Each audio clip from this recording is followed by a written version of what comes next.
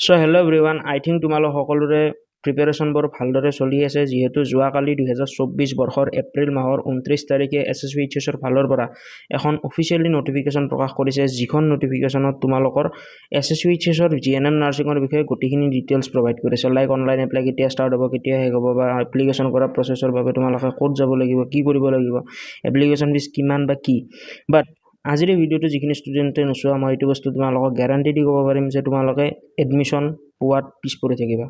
আজি মই তোমালোকক 4-5খন এনেকুৱা ডকুমেণ্টছৰ কথা ক'ম যিকেইখন ডকুমেণ্টছ যদিও তোমালোকৰ ওচৰত নাথাকে at the time of admission তোমালোকে এনৰলমেণ্ট কৰিব নোৱাৰিবা বা ইন ফিউচাৰ স্কলাৰশ্বিপৰে এপ্লাই কৰিব নোৱাৰিবা চ' মেক চিয়ৰ এই ভিডিঅ'টো প্ৰথমৰ পৰা শেষলৈ চাবা কাৰণ এই ডকুমেণ্টছবিলাকৰ ভিতৰত যদিও তোমালোকৰ হাতত এখনো ডকুমেণ্টছ নাথাকে দেন তোমালোকে কিন্তু তেতিয়া ভুলতে এডমিশ্যন নোপোৱা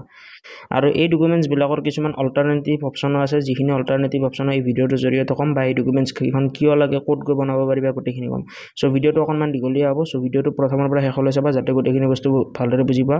আৰু যদিও তোমালোকে চেনেলটো বৰ্তমানলৈ ছাবস্ক্ৰাইব কৰা নাই মেক চিয়ৰ চেনেলটো ছাবস্ক্ৰাইব কৰি ৰাখিবা কাৰণ এই চেনেলৰ জৰিয়তে এনেকুৱা ধৰণৰ GNM নাৰ্ছিঙৰ লগত ৰিলেটেড বা মেডিকেল কোৰ্চৰ লগত ৰিলেটেড খা খবৰবোৰ সময়মতে দি থকা হয় আৰু আহিবলগীয়া দিনবোৰতো দি থকা হ'ব চ' ছাবস্ক্ৰাইব কৰি বেল বটনটো অলপ ছেট কৰি ৰাখিবা আৰু বৰ্তমানলৈ যদি হোৱাটছএপ গ্ৰুপত জইন হোৱা নাই then link in the description box WhatsApp গ্ৰুপত জইন হৈ ল'বা চ' এতিয়া আমি তোমালোকক কিছুমান বস্তু বুজাই দিওঁ ডিটেইলি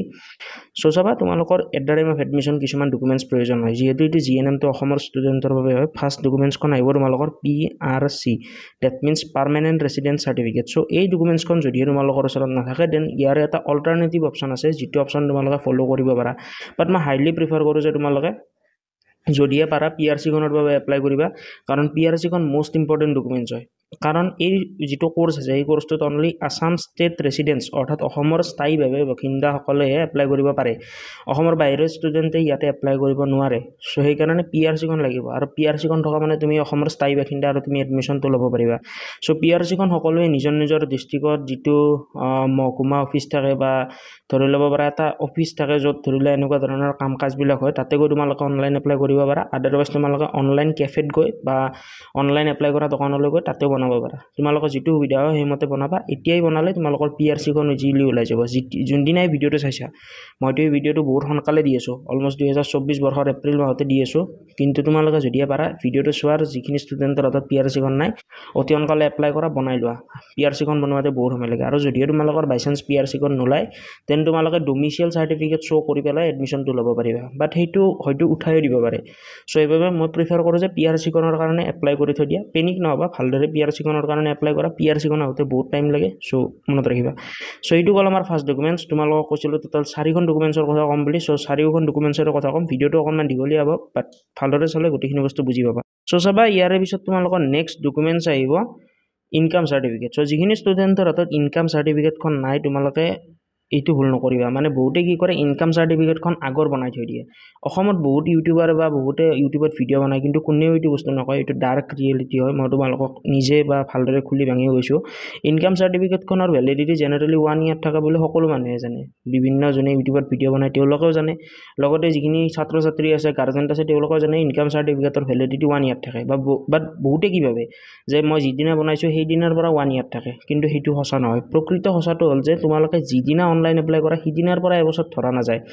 তোমালোকৰ ইনকাম চাৰ্টিফিকেটখনৰ ভেলিডিটি থাকে ফাইনেন্সিয়েল ইয়াৰ হিচাপে কাৰণ চাবা তোমালোকে তাতে ইনকামৰ কথা কৈছে এবছৰত কিমান ইনকাম হয় তোমালোকক ইনকাম চাৰ্টিফিকেটখন এপ্লাই কৰাতে আবেদনত যিখন প্ৰমাণপত্ৰ থাকে তাতে তোমালোকক দিব যে এবছৰত তুমি কিমান ইনকাম হয় তেতিয়া তুমি তাতে 80,000 90,000 1 লাখ 1 লাখ 20 2 লাখ 3 লাখ 4 লাখ 5 লাখ 6 লাখ নিজৰ হিচাপত দিবা চ' সেই যিটো পইচাৰ হিচাপ আছে সেইটো কেনেকৈ ধৰা যায় মাৰ্চ টু মাৰ্চ ধৰা যায় চ' সেইকাৰণে তোমালোকৰ যি ইনকাম চাৰ্টিফিকেট আছে সেই ইনকাম চাৰ্টিফিকেটখন 2024 বৰ্ষৰ মই আকৌ বাৰু ৰিপিট কৰি কৈছোঁ 2024 বৰ্ষৰ মাৰ্চ মাহৰ 1 তাৰিখৰ পিছৰ হ'ব লাগিব বা 31 তাৰিখৰ পিছৰ হ'ব লাগিব মনত ৰাখিবা 2024 বৰ্ষৰ মাৰ্চ মাহৰ 31 তাৰিখৰ পিছত তোমালোকে ইনকাম চাৰ্টিফিকেটখন বনালে সেইখন ভেলিড হ'ব অথবা তোমালোকে ইনকাম চাৰ্টিফিকেটখন লৈ এডমিশ্যনৰ সময়তো ৰেহাই নোপোৱা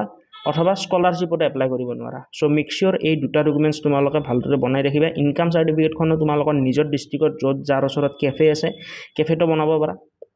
আদাৰৱাইজ ডিষ্ট্ৰিক্টৰ এটা তোমালোকৰ অফিচ থাকে য'ত মহৰীবিলাক বা ধৰি লোৱা তোমালোকৰ মণ্ডলবিলাক থাকে, মণ্ডল অফিচ বুলি কয় জেনেৰেলি, বা সেই অফিচটোত গৈ তোমালোকে অৰ্থাৎ বনাই ল'ব পাৰা। ডিপেণ্ড কৰে তোমালোকে ক'ত বনোৱা। মইতো হাইলি ৰেকমেণ্ড কৰিম যিখিনি মানুহে এতিয়ালৈ ভিডিঅ'টো চাই আছা, যদিও তোমালোকে পাৰা ডিষ্ট্ৰিক্টত যিটো মহৰী বা মণ্ডল বহা অফিচ থাকে, মণ্ডল অফিচ বুলি কয়। আই থিংক যিখিনি ষ্টুডেণ্টে ভিডিঅ'টো চাই আছা তোমালোকৰ হয়তো মা দেউতাই এইখিনি বস্তু গম পাব, কাৰণ তেওঁলোকে মাটি বাৰীৰ কামবিলাক তোমালোকতকৈ বেছি ভালকৈ জানে। চ' মণ্ডল অফিচলৈও বনাব পাৰা। ডিপেণ্ড কৰে তোমালোকে কোনখন ডিষ্ট্ৰিক্টত আছা, কিন্তু মই জেনেৰেলি নলবাৰী ডিষ্ট্ৰিক্টৰ হয়। চ' মই যেতিয়া ওলাইছিলোঁ তেতিয়া আমাৰ মণ্ডল অফিচৰ পৰা উলিয়াইছিলোঁ, যাৰ ফলত মোৰ ইনকাম চাৰ্টিফিকেটখন 7 দিনৰ ভিতৰত আৰু PRC-খন 14 দিনৰ ভিতৰত ওলাইছিল। কিন্তু ইমান সোনকালে নোলায়, বহুত দিন টাইম লাগে, এমাহ লাগে, 2 মাহ লাগে। নিজে কাটি ওলাব লাগিব বস্তুখিনি। ডাৰ্ক ৰিয়েলিটি হয়, কোনেও নকয়, বাট মই তোমালোকক ভালদৰে বুজাই দিছোঁ।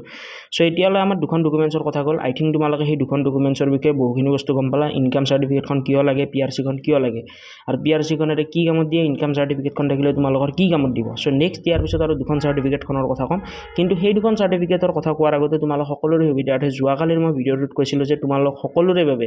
আমাৰ ফালৰ পৰা আমি GNM-ৰো এটা ক্ৰেছ কোৰ্চ আনিম। যিহেতু আমি কাৰেণ্টলি BSc নাৰ্ছিঙৰ ক্ৰেছ কোৰ্চ চলাই আছোঁ, চ' তেনেকুৱা ক্ষেত্ৰত আমি GNM-ৰো এটা ক্ৰেছ কোৰ্চ আনিম, যিটো ক্ৰেছ কোৰ্চত আমি এৰ পৰা আৰম্ভ কৰি জেডলৈ গোটেইখিনি বস্তু থাকিব। ফুল মক টেষ্ট থাকিব, মক টেষ্ট চিৰিজ থাকিব, আৰু লগতে তোমালোকৰ চেপ্টাৰবিলাকৰ ধৰি লোৱা ডিটেইলি বুজোৱা যাব, কেনেকুৱা টাইপৰ কুৱেশ্যন আহে। লাষ্ট ইয়াৰৰ কুৱেশ্যন পেপাৰো তোমালোকক ছল্ভ কৰিব দিয়া হ'ব,